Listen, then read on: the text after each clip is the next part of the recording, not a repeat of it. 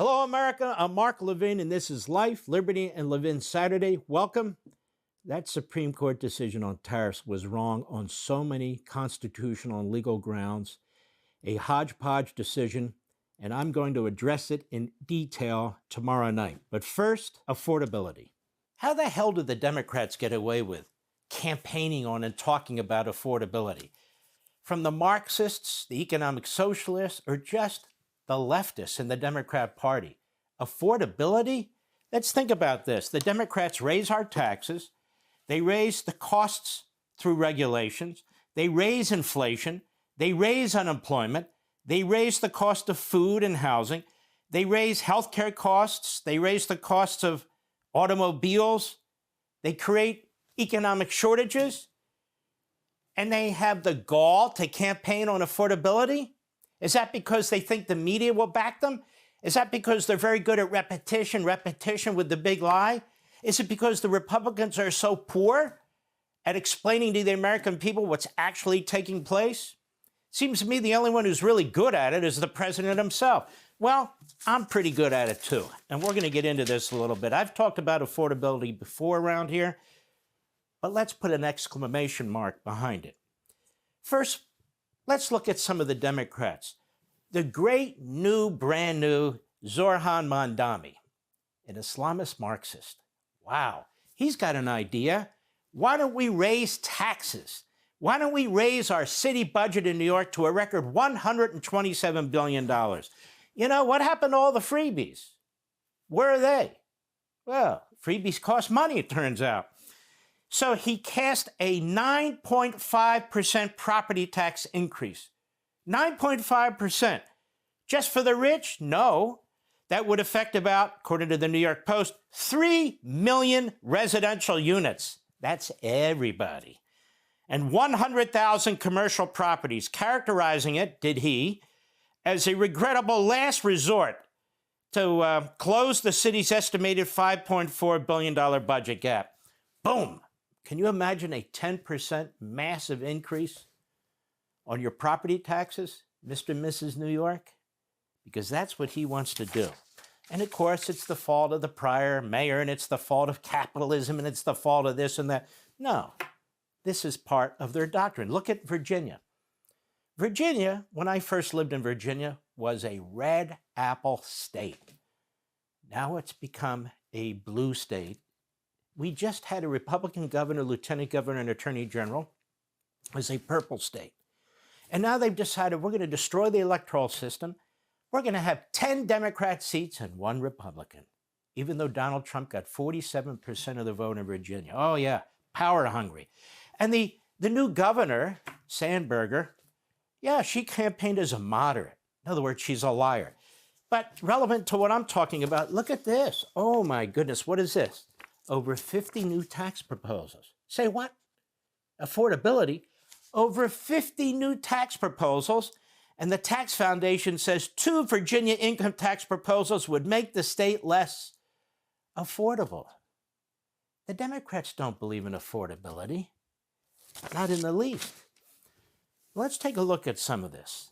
The highest gasoline taxes in the nation.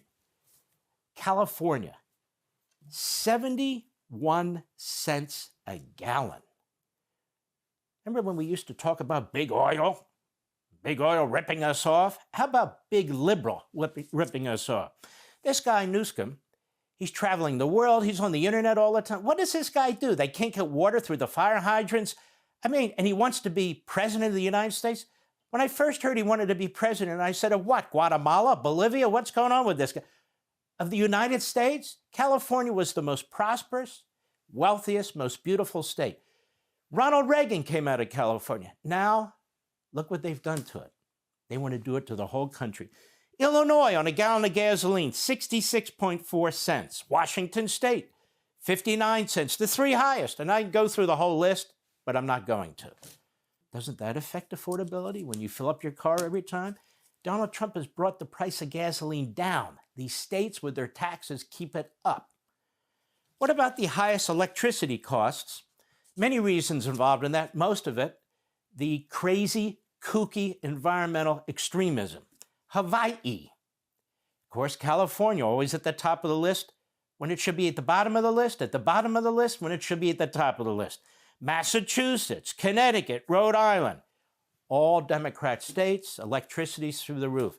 Now, you people who pay electricity bills, like all of you, in those states, what do you think about that? Affordability, America. What about the highest housing costs? Hawaii, California, Massachusetts, New York, Washington State.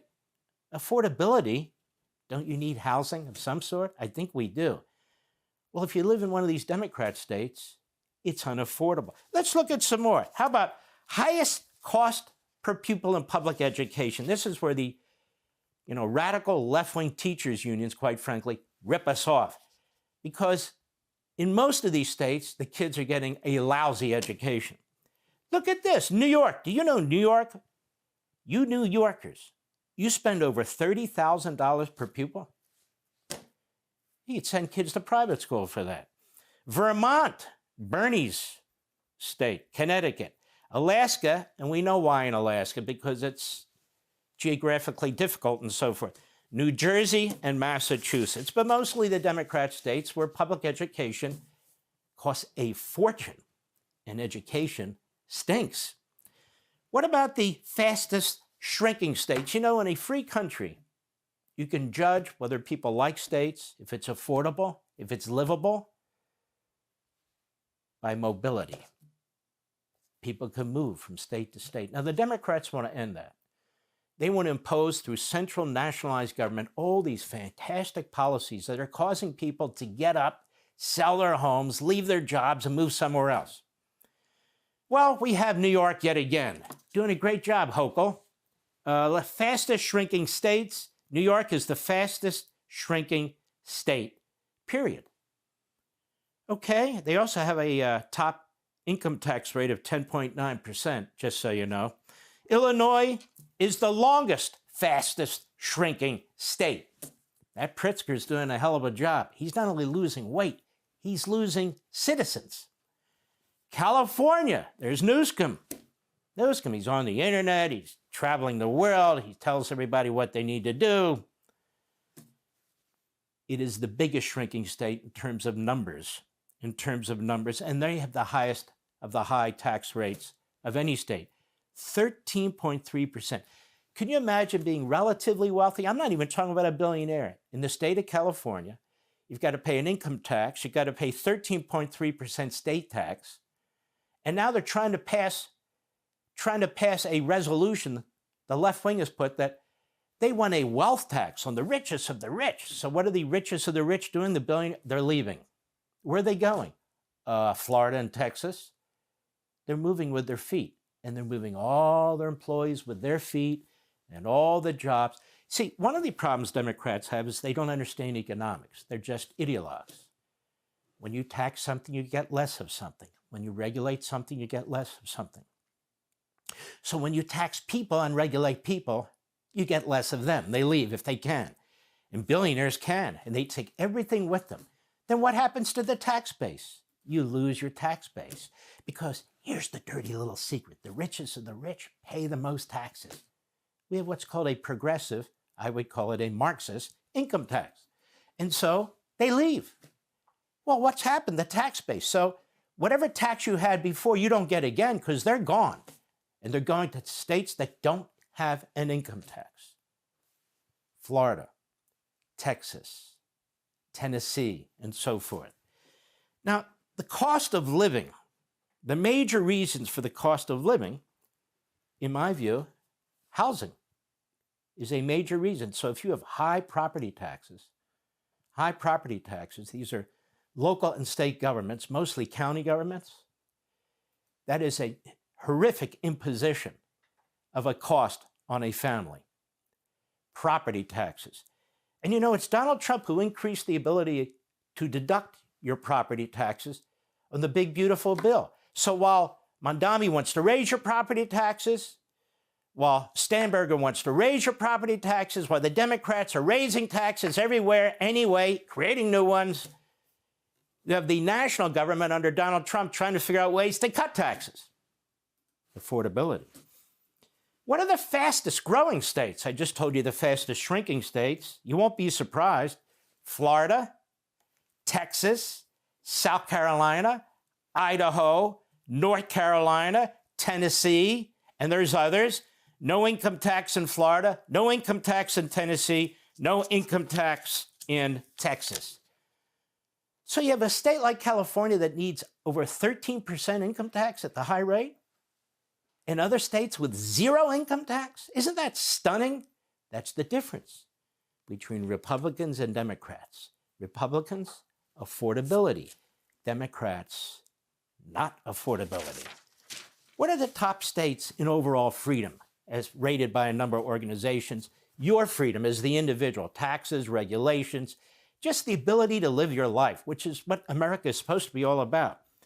New Hampshire, Florida, South Dakota, Nevada, Arizona, and Tennessee.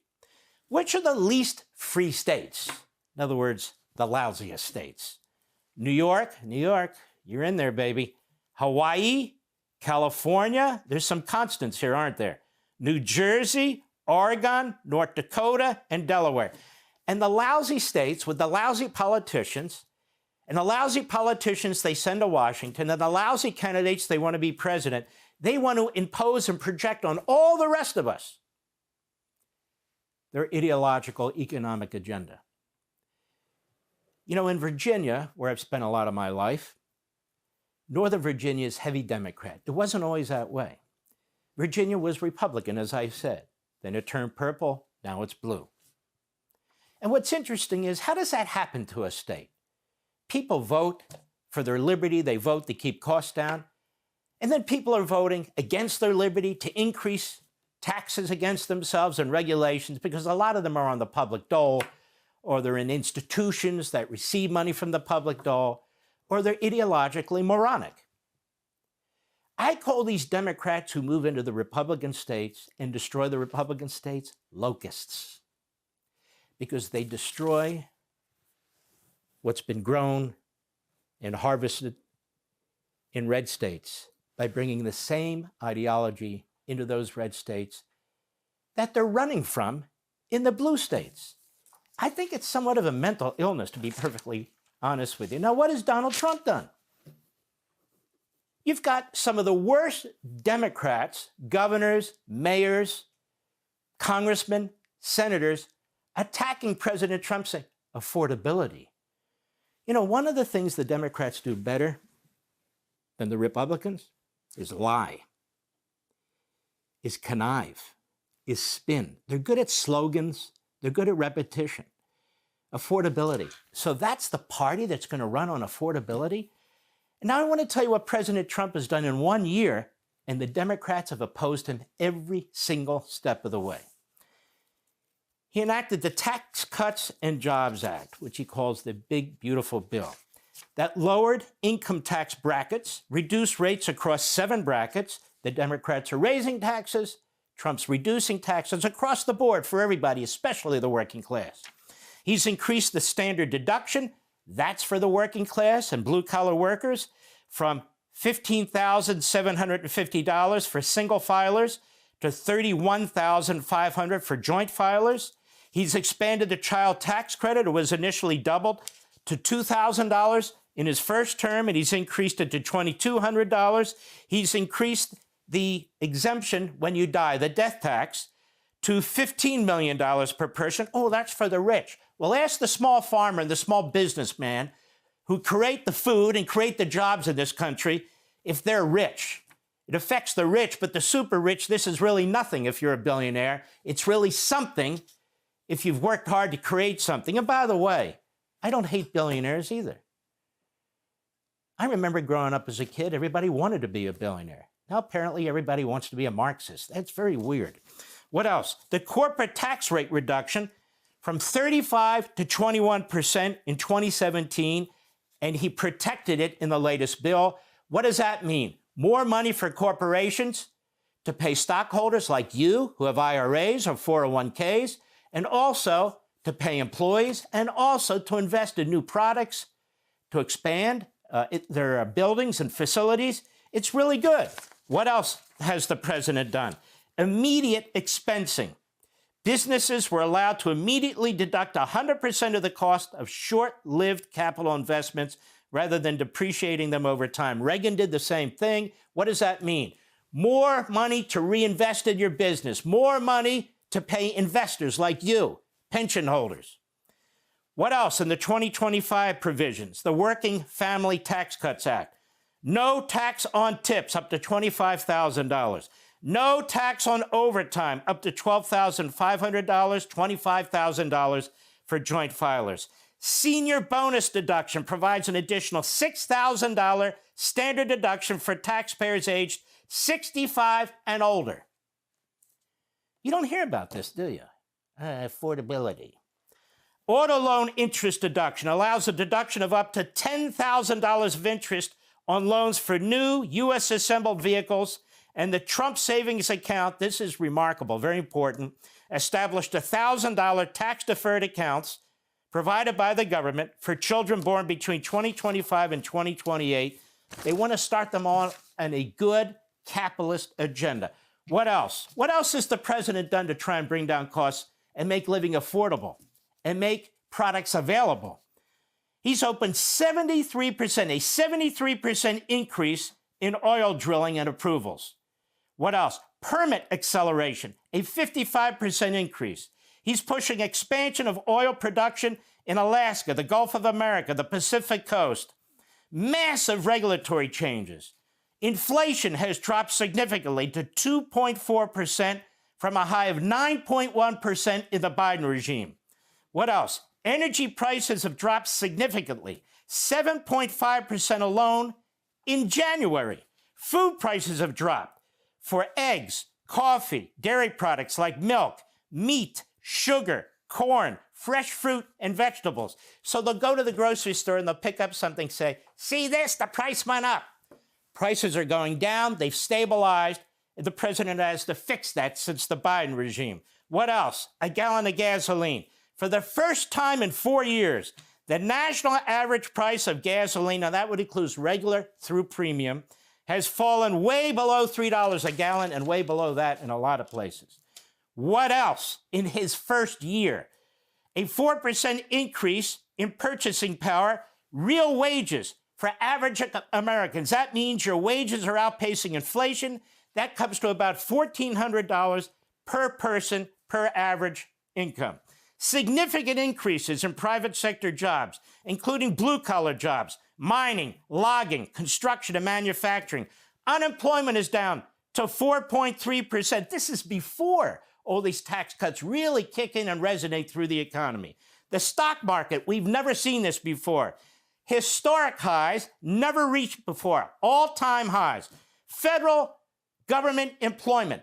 While the private employment is going up, federal government employment, over 300,000 jobs reduced. I never thought I'd see that in my entire life.